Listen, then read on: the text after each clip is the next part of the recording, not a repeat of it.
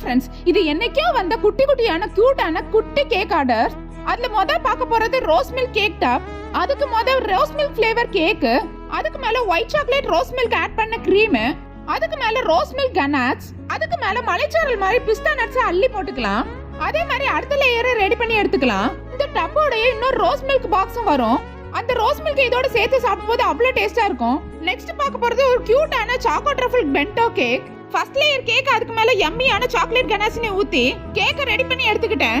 பெரிய சைஸ் கேக்க கூட ஈஸியா ஐசிங் பண்ணிரலாம். இந்த கேக் ஐசிங் பண்றதுக்குள்ளே ஒரு வழி ஆயிட்டேன். ஒரு வழியா கேக்க ரெடி பண்ணி பாக்ஸுக்குள்ள தூக்கி உட்கார வச்சிட்டேன்.